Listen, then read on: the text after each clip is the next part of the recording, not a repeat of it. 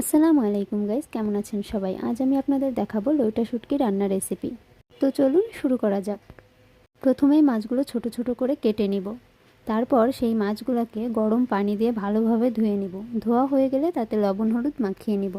তারপর কড়াইয়ে তেল দিয়ে তেলটা গরম করে মাছগুলো কিছু সময় ভেজে নিব। ভালোভাবে ভাজা হয়ে গেলে তাতে দিয়ে দিব পেঁয়াজ কুচি এবং কাঁচামরিচ কুচি। তারপর কিছু সময় নাড়তে থাকবো।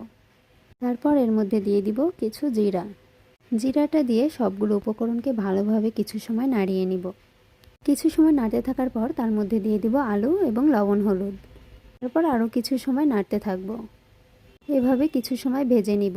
ভাজা হয়ে গেলে তাতে দিয়ে দিব পরিমাণ মতো পানি। পানি দেওয়ার পর ঢেকে দিয়ে ভালোভাবে জাল করতে থাকবো। ঢাকনাটা উঠিয়ে মাঝে মাঝে একটু নাড়িয়ে দিব। এভাবে পানি শুকিয়ে আসা পর্যন্ত জাল করতে থাকবো। পানি শুকিয়ে গেলে এর মধ্যে দিয়ে দিব গরম মশলার গুঁড়ি। তারপর ভালোভাবে নাড়িয়ে নিয়ে নামিয়ে নিব। রান্না হয়ে গেল আমাদের লইটা শুটকি। ভিডিওটি ভালো লাগলে অবশ্যই লাইক, কমেন্ট, শেয়ার এবং ফলো দিয়ে পাশে থাকবেন। সবাই ভালো থাকবেন, সুস্থ থাকবেন। আল্লাহ হাফেজ।